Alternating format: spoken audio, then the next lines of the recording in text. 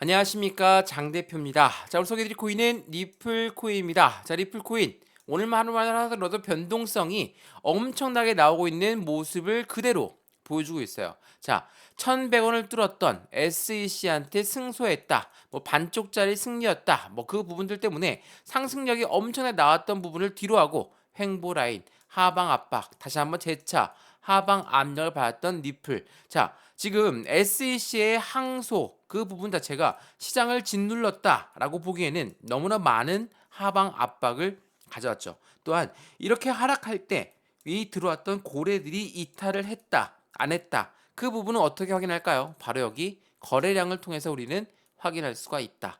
여러 번 말씀드렸죠. 자, 여기 오른쪽에 나와 있는 이 단가들 보이시죠? 이 단가들은 뭡니까? 해당되는 목표가예요. 그게 아닙니다. 지지와 저항 구간을 체크해 놓은 부분인 거고, 고래들이 이탈했다 안 했다는 이렇게 거래량이 줄어가면서 해당되는 물량이 나올 수가 없겠죠. 끌어올릴 때에 고래의 물량이 있다면 나갈 때에 동일한 물량이 나와야 되는데 그 물량이 나오지 않고 있다라고 한다면 고래의 이탈 물량이 첫 번째로 없다라고 볼 수가 있습니다. 또한 말씀드렸던 것처럼 SEC가 항소를 했다. 그 부분만으로 시장을 이렇게 압박했을까요? 그렇지는 않았죠. 자, 최근에 어떤 이슈가 있었습니까? 중국에 부동산 위기건이 있었어요. 자, 헝다그룹의 미국 법원에 파산 보호 신청을 했다. 이거 굉장히 많이 들어보셨죠? 주식 거래 해보셨으면 아시겠지만 2021년도에 나왔던 이야기였습니다. 헝다그룹 중국의 국영 기업이고 부동산으로 큰 기업이에요. 근데 중국 시장에서 어떻게 했습니까? 이 헝다그룹을 2021년도에 다 분해를 시켰어요. 자, 철저하게 분해시킨 다음에 가장 안 좋았던 부분의 섹터를 파산시켜라. 그 부분이 지금 나오고 있는 것이다 라고 보셔도 되거든요. 그러니까 주식시장도 그렇고 코인 시장도 그렇고 중국의 국영 기업이 위기가 있다. 그러면 여기에 연결되어 있는 같은 주식시장, 같은 기업이 투자를 했다라고 한다면, 그리고 이 헝다그룹이 코인에 투자를 했다라고 한다면 당연히 흔들릴 수밖에 없죠. 근데 그 부분이 일부 섹터라고 한다면 이거는 말은 틀려지는 것이다. 다시 한번 그 부분 먼저 체크하시면 좋을 것 같고요. 제가 오늘 이 부분을 먼저 말씀을 드리는 건 앞으로 시장에서 리플 코인이 어떠한 이벤트와 함께 움직일 것이고 그 부분은 이렇게 움직일 것이니까 다시 한번 그 부분 체크를 먼저 하십사. 라고 해서 먼저 말씀을 드리고 있습니다. 자, 리플 코인은 어떠한 이벤트가 있는 코인입니까? 우리가 이야기하는 CBDC라는 디지털 화폐에 대해서 중추적인 역할을 하고 있는 게 리플이라고 말씀드렸죠. IMF가 뭡니까? 국제통화기금이죠. 자, 이 CBDC는 디지털 화폐라고 말씀을 드렸어요. 우리가 사용하고 있는 종이지폐, 동전들 이제 이용 안 하죠. 벌써부터 신용카드만 이용을 하고 있는데 그 부분이 이제는 CBDC로 넘어간다면 국경 간 거래, 국가 간 거래에 대해서도 이 송금도 리플이 진행하고 있다. 그렇기 때문에 국제통화기금과 손을 잡고 하고 있는 게 바로 CBDC 그리고 그게 바로 리플이라는 거. 또한 뭐가 있습니까? 바로 코인과 코인의 송금 시스템을 구축하고 있다. 이 말인즉슨 뭐예요? 자, 예전에 러시아가 우크라이나 전쟁하고 있는 거 다들 알고 있으시죠? 근데 서방 국가들이 너희들 우크라이나 전쟁하고 있으니까 너희들 좀 경제 제재를 해야 되겠다. 그러면서 러시아 루블 화폐를 못 이용하게 했죠. 그래서 러시아가 어떻게 했습니까? 그러면 나 국경 간 거래, 무역 거래에 대해서 어떻게 하겠다? 코인으로 결제하겠다. 이 부분이란 즉슨 제가 비트코인을 들고 있어요. 근데 이더리움으로 결제를 해야 된다고 합니다. 그럼 어떻게 할까요? 비트를 팔고 이더리움을 사는 게 아니라 비트코인에서 이더리움으로 송금하면 되겠죠. 바로 리플이 하고 있는 중추적인 역할. 이러한 부분들이 리플 코인의 강력한 상승 모멘텀이에요. 물론 SEC 승리하는 거, 얘네들한테 이기는 거는 굉장히 중요한 옵션 중에 하나죠. 그 부분들 때문에 이렇게 긴 기간 2년 동안 넘게 상승 여력을 받았던 그 리플 코인이었음에도 불구하고 하락했던 부분 다들 기억나실 겁니다. 600원 아래에서 500원 아래에서 움직였던 게 리플이었어요. 근데 1100원을 뚫고 올랐을 때 기분 좋았죠. 이때 엄청나게 매수 주문 들어왔을 거예요. 근데 어떻습니까? 다시 하방 압박 가져오니까 또 매도를 해야 되겠다. 이런 생각들을 먼저 하시죠. 자, 매도를 한다라는 거 좋죠. 매도하고 손 털고 안 하면 되는데 다시 또 빠르게 올라가는 급등 코인들을 쫓아 들어가면 또 그 손실이 더욱더 커질 수밖에 없기 때문에 제가 오늘 이 영상을 준비한 거거든요. 저 또한 리플 코인에 투자하고 있는 사람으로서 어떠한 모멘텀이 있는지 그 부분을 먼저 판단하면서 지금 시점에 고래가 이탈을 안 했다라고 한다면 우리 어떻게 투자의 관점을 가져가야 될까? 우리는 투기가 아닙니다. 그러니까 오늘 사서 바로 내일 올라가야지 좋은 게 아니고, 물론 시간이 걸릴 수밖에 없는 부분, 돈을 투자하지만 시간을 같이 투자해야 된다는 그 부분이 우리들한텐 큰 어려움을 주고 있지만, 투자의 관점으로 다시 한번 판단하시길 원합니다. 그렇기 때문에 오늘 영상에서는 그 부분 쭉 말씀을 드릴 거니까 오늘 영상 끝까지 보시면서 리플 코인이 어떠한 코인인지 다시 한번 확인하시는 결과를 가져왔으면 좋겠습니다. 이해되시죠? 자, 오늘 영상 본격적으로 시작하기 전에 구독과 좋아요, 알림 설정 아랫부분에 이 따봉 버튼이 있거든요. 이것 또한 다시 한번 눌러주시면 너무나 감사하고요. 마찬가지로 이 무료입니다. 무료니까 부담 없이 눌러주셔서 따봉 버튼 눌러주시고, 저 또한 리플에 투자하고 있는 사람으로서 영상을 찍어드리고 있는 이유는 같이 힘을 내자라는 의미니까 챙겨보시면 좋을 것 같습니다. 또한 해당되는 전화번호도 말씀드릴게요. 전화번호가 010-6531번에 7908, 6531에 7908번, 여기다가 숫자 1번입니다. 문자 한 통만 넣어주시면 이 모든 부분들 먼저 문자 전송해 드리면서 매수와 매도의 타이밍은 어떻게 잡아야 될까? 나 아직까지도 수익 구간인데 어떻게 매도 시점을 잡아야 될지 모르겠다. 비중 관리는 어떻게 해야 될지 모르겠다. 이 모든 부분들 먼저 문자로 넣어 드릴 거거든요. 저한테 매입 단가도 같이 넣어 주시고 투자의 가용 금액도 확인해 주시면 이 모든 부분 또한 다 무료로 먼저 넣어 드릴 겁니다. 또한 공개 카톡방 주소까지 같이 문자 넣어 드릴 거니까 실시간 매수 매도 대응 중요할 수밖에 없죠. 상단 전화번호에 숫자 1번 문자 한 통이면 이 모든 부분들 같이 투자할 수 있도록 무료로 모두 다 넣어 드릴 거니까 받아보시고 마음에 안 든다 그냥 버려도 상관없고요. 카톡방 들어왔는데 아무것도 아닌 것 같아 다시 나가셔도 상관없다라는 거 다시 한번 확인하시면 좋겠습니다. 이해되시죠? 자, 그러면 오늘 영상 본격적으로 시작을 해보겠습니다. 자, 제가 먼저 뭐라고 말씀드렸습니까? 리플 코인 어떠한 상승 모멘텀이 있나 그 부분을 먼저 판단을 해야 된다 말씀을 드렸죠. 자, 보세요. 세계 각국의 CBDC 도입 해당되는 그 부분은 우리나라 한국 또한 미국 또한 중국 또한 러시아 또한 전 세계 글로벌 모든 국가들은 CBDC 도입을 진행하고 있어요. 다양한 혁신적인 기능을 기대하고 있고 국경 간 거래에 대해서 스위프트에 대해서 100만 달러 이상이 절약되고 있다. 바로 리플을 이용하게 된다면 그 부분 말씀 많이 들어보셨죠? 이 CBDC 도입은 계속적으로 확장될 수밖에 없다라는 거. 그러면 리플은 당연히 그에 맞게 올라갈 수밖에 없겠죠. 왜 미국을 제외한, 그러니까 미국을 제외한 것도 아니죠. 미국 SEC는 계속적으로 리플을 증권이다 분류를 하고 있지만 각국의 여러 나라들은 이미 리플은 너희 증권 아니야 라고 판단하고 있는 이유가 무엇인지 그거를 판단하시면 더욱더 좋겠죠. 리플을 놓을 수가 없는 미국의 입장 또한 같이 이해를 하시면 좋을 것 같습니다. CBDC 도입은 정말 필요할 수밖에 없는 것인데 중추적인 역할을 하고 있는 게 리플이라고 하는 코인인데 미국이 SEC에 손을 들어준다? 그럼 리플은 미국을 떠날 거야 라고 이야기했으니까 미국이 떠나버리면 미국은 손해볼 부분이 엄청나게 커질 수밖에 없다라는 거. 자, 이것뿐이겠습니까? 이것도 한번 보여드릴게요. 자, 리플 법률 고문은 이렇게 얘기했습니다. 미국 금융기관들은 국경 간 송금에 리플 사용량이 증가될 것으로 전망하고 있다. 당연하게 올라갈 수밖에 없어요. 이 말인즉슨 이걸 보여드리면서 설명해 드려볼게요. 자, 리플 홈페이지 가보시면 이러한 부분이 나와 있습니다. 어떠한 부분입니까? 각국의 은행들이 쭉 나열되어 있죠. 이 나열되어 있는 은행들은 모두가 다 리플의 파트너사예요. 리플의 파트너사, 뭐 SABB, SCB, SBI, 노티 엄청나게 많은 은행들이 왜 다 리플의 파트너사가 되고 있을까요? SEC가 시장을 압박하고 있는 와중에서도 그대로 유지를 하고 있다는 건 그만큼 강력한 상승 모멘텀 또한 리플을 제외해서는 발전 속도가 느릴 수밖에 없다는 걸 알고 있는 그 부분이 더욱더 클 수밖에 없다는 거. 그래서 리플은 계속적으로 상승 모멘텀을 그대로 갖고 가고 있어요. 왜 우리나라 사람들 대부분이 리플을 알고 있고 도지코인을 알고 있을까요? 물론 비트코인 다들 아시겠지만 자, 리플을 알고 있는 이유는 이렇게 강력한 상승 모멘텀, 도지코인을 알고 있는 이유는 뭡니까? 테슬라의 머스크의 입에 따라 엄청난 상승력을 보여줬던 거기 때문에 그만큼 한국 사람들 입장에서는 확실한 투자의 모멘텀이 아니면 투자를 안 한다라는 관점이 확실히 있다라는 거. 우리 또한 마찬가지라는 거. 다시 한번 그 부분 체크하시면 좋을 것 같고요. 그만큼 리플 코인이 상승 여력의 모멘텀은 충분히 나올 수밖에 없어요. 근데 주봉상 보시면 어떻습니까? 여전히 이 바닥 구간을 위치하고 있죠. 자, 생각을 한번 해보세요. 500원, 600원, 700원 이 라인에 있던 리플이었습니다. 그러면 1100원을 뚫고 올라갔을 때, 900원을 뚫고 올라갔을 때 아쉬웠던 사람은 뭡니까? 이 시점에 매수를 못하신 사람들은 엄청나게 아쉬워했죠. 다시 600원만 떨어져라. 500원대까지만 떨어지면 나 몰빵할 거야 라는 분들이 엄청나게 많았었죠. 왜 많았습니까? 저가에 매수하고 싶으니까요. 자, 이 저가에 매수하고 싶은 사람이 개인만 뿐이겠습니까? 고래 또한 마찬가지로 저가에 매수를 하고 싶죠.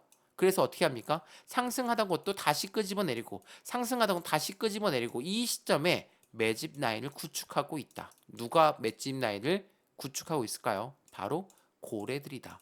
이거 제가 여러 번 말씀을 드렸어요. 자, 이 부분이 어떤 말이냐? 이걸 한번 보시면서 설명 한번 해드려 볼게요.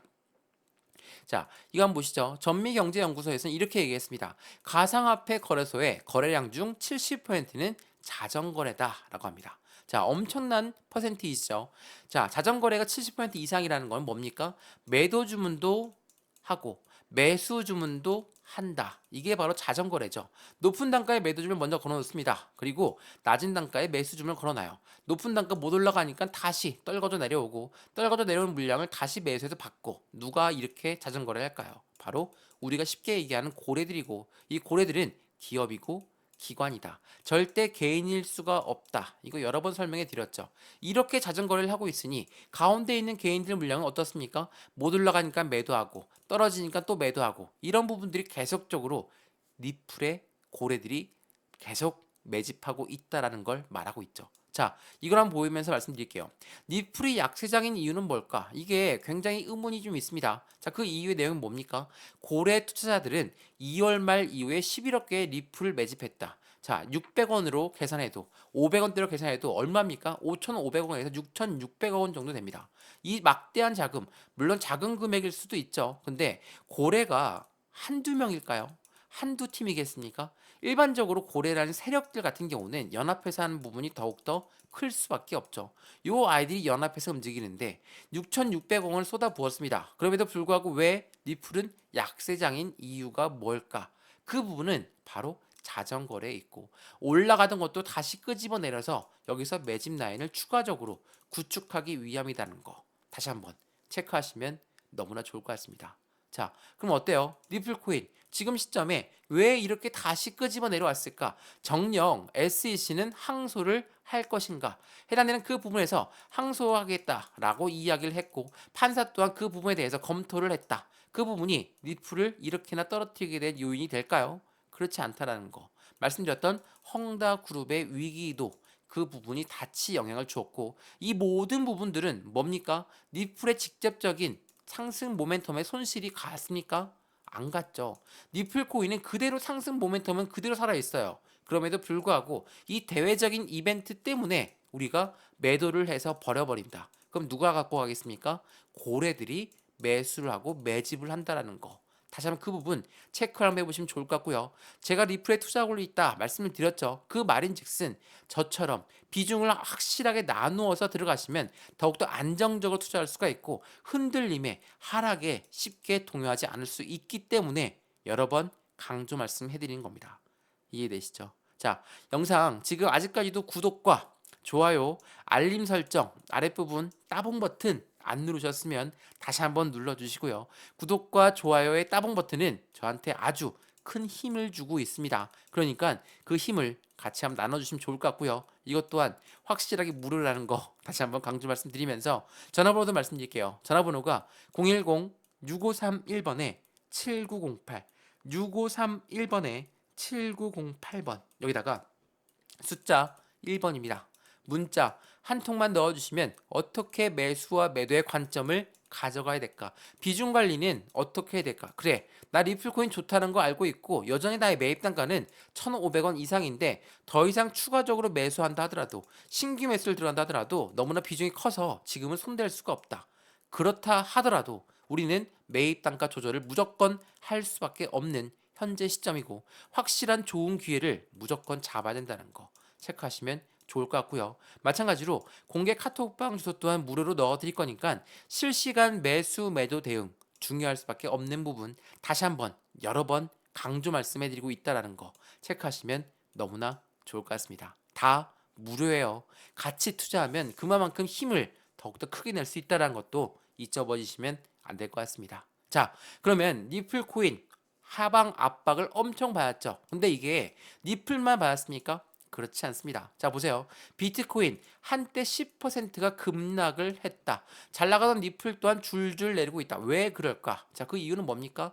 FMC 의사록에 대한 추가 긴축 가능성, 미국 헝다, 미국 법원 파산 보호 신청 이런 부분들이 쭉쭉 대외적인 이벤트가 나오다 보니까 하방 압박을 쭉쭉 가져오고 있죠. 자, 뭡니까? 니플 혼자만 SEC가 항소했다. 그 부분 때문에 떨어지는 걸까요?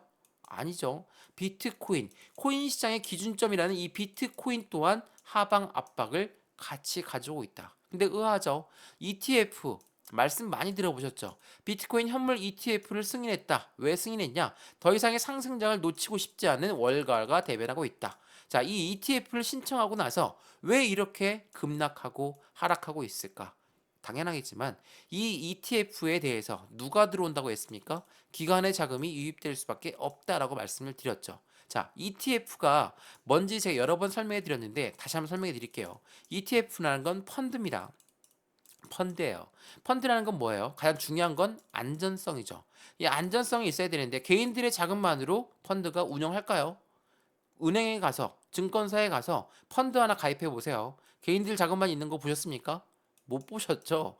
그렇게 운영할 수가 없어요. 왜? ETF 펀드라는 거는 기관들의 자금이 무조건적으로 유입되면서 안전성이 있게 움직일 수밖에 없기 때문에 그러면 이 기관의 자금이 무조건 유입될 수밖에 없다. 비트코인 현물 ETF 승인 신청 누가 했습니까? 미국 블랙록이라는 일경 단위 움직인 투자자문 운영사가 신청했어요. 어디다가? 미국 SEC에다가. 그러면 누구의 자금? 미국 기관의 자금이 유입될 수밖에 없다라는 거. 다시 한번 체크하시면 너무나 좋겠습니다. 이해되시죠?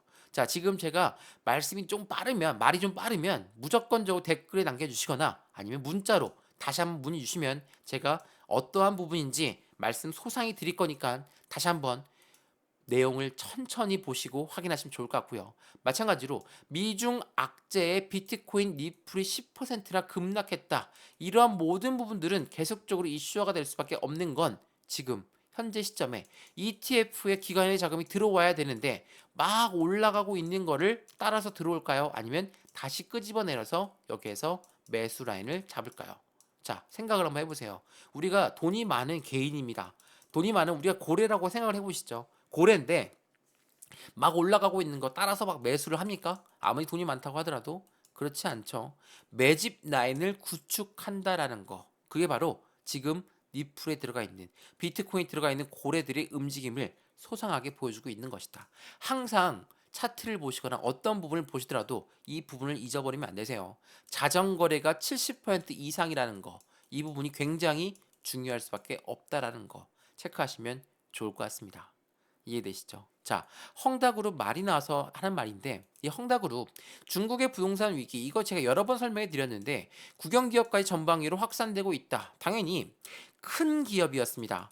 헝다그룹은 엄청나게 중국에서의 부동산 2위 기업이에요. 엄청나게 클 수밖에 없죠. 부동산 기업이라는 건 은행들과 연결되어 있고 기업들과 연결되어 있겠죠. 왜? 투자에 자금을 받아야 되고 투자를 받았고 그러한 부분들이 다 엮여져 있기 때문에 위험할 수밖에 없다. 근데 이게 23년도가 아니라 이미 21년도에 나왔던 이야기였고 그 중국에서 어떻게 했습니까? 중국 정부에서 헝다그룹 위기가 나오니까 이 헝다그룹을 쪼갰습니다. 엄청나게 분리를 했어요. 꼬리를 잘라냈다는 거죠. 그만큼 굉장히 위험할 수가 있었기 때문에 중국 내에서는 공산국가이기 때문에 가능했던 부분이었습니다. 그래서 여기 한 파트 부분이 법원에 파산보호 신청을 했다. 그러면 이야기가 틀려지죠. 대헝다그룹이 대표적으로 다 끝나는 게 아니라 그 일부 부분이 파산 신청했고 파산 챕터 15라는 거는 집행유예 기간이 있어요. 아예 파산된다는 게 아니라는 거. 다시 한번 그 부분 체크하시면 좋을 것 같아요. 근데 지금 비트코인이 떨어지고 리플도 떨어지다 보니까 어디와 비교를 합니까? 바로 FTX 사태와 비교를 하고 있다. 뭡니까? 작년 11월에 FTX 사태 다들 기억나시죠? 엄청난 폭락을 보였던 게 FTX였어요. 당연하겠지만 이거는 나올만 했습니다. 왜? 거래소가 문을 닫은 거예요. 그렇다면 개인들이 투자를 하고 있는 이 거래소가 신빙성, 신뢰도가 떨어졌겠죠. 그걸 어떻게 믿고 투자하겠습니까? 그러니까 매도가 엄청나게 쏟아 나올 수밖에 없었다. 지금은 그 부분과 틀립니다. 이번 주 11% 폭락이 FTX와 비교가 당하고 있는 부분은 사실이지만 절대로 거래소가 무너진 것만큼 악재가 아니라는 거. 다시 한번 그 부분 체크하시면 너무나 좋겠습니다. 이해되시죠? 이게 굉장히 중요한 부분이거든요. 그래서 헝다그룹이 미 법원에 파산 보호 신청했고 세계 금융시장이 요동을 치고 있다. 이 말인즉슨 하루 새 15%의 수직 낙하를 보였던 리플 투자자들 허탈하게 만들었던 부분 당연히 이해하고 충분히 그럴만합니다. 허탈할 수밖에 없죠. 1,100원을 뚫고 이제는 1,500원 나의 본전 오겠구나. 2,000원 내 본전 오겠구나. 이런 생각하였던 강력한 홀더분들 또한 허탈할 수밖에 없죠. 그렇다. 그분들이 매도를 했겠습니까?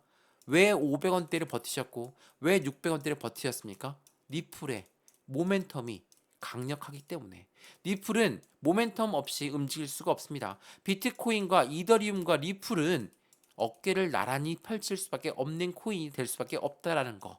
다시 한번 그 부분 체크하시면 너무나 좋을 것 같습니다.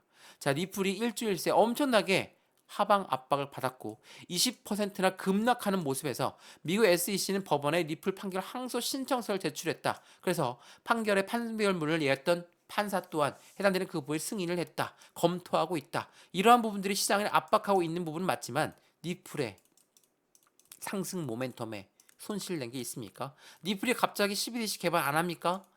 IMF가 리플과 손 못 잡겠다 했습니까? 아니면 리플 파트너사들이 다 이탈했습니까? 그런 게 아니라는 거. 다시 한번 그 부분 체크하시면 너무나 좋겠습니다. 이해되시죠? 자, 그럼 차트 보면서 오늘 영상 마감할 건데요.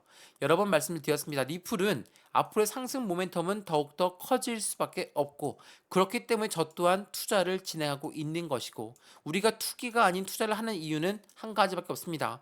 돈을 같이 투자지만 시간까지도 같이 투자를 해서 안정적인 상승력을 보여주겠다. 이 부분이 우리가 투자를 하고 있다는 관점이라는 거 다시 한번 체크하시면 좋을 것 같고요. 오늘 영상 유익하셨다면 구독과 좋아요, 알림 설정 한 번씩 눌러주시면서 아랫부분에 따봉 버튼까지 눌러주시면 너무나 감사하고요. 전화번호도 말씀드릴게요. 전화번호가 010-6531번에 7908 6531에 7908번 여기다가 숫자 1번입니다. 문자 한 통만 넣어주시면 말씀드렸죠. 매수와 매도의 관점은 어떻게 가져가야 될까? 비중 관리는 어떻게 하는 게 가장 확실한 방법일까? 투자는 어떻게 진행할까? 상승 모멘텀은 무엇이 있을까? 엄청나게 많은 질문들이 있을 수밖에 없습니다. SEC는 진짜 항소를 했고 그 부분에 따라서 어떻게 여파가 올라갈 것이냐 이러한 부분에 대한 결론 부분도 말씀을 드릴 거니까 내년 2분기에 배심원 판결이 된다면 SEC 좋을 게 없다라는 거. 또한 내년에 어떤 부분이 있습니까? 대선도 있어요. 미국 대선을 앞두고 있는 시장에서 시장을 이렇게 혼란스럽게 만든다? 그것 또한 투표를 잃어버리는 선택지가 될 수밖에 없기 때문에 미국 대선 후보들은 그걸 원치 않는다는 것 또한 다시 한번 체크하시면 좋을 것 같고요. 공개 카톡방 주소 또한 같이 문자 넣어드릴 거니까 실시간으로 매수 매도 대응은 어떻게 하면 좋을까 확인하시고 안정적인 투자를 함께 만들어 가시면 너무나 좋겠습니다. 이해되시죠? 자, 오늘 영상은 여기까지입니다. 언제나 성공적인 투자 정말 진심으로 기원합니다. 감사합니다.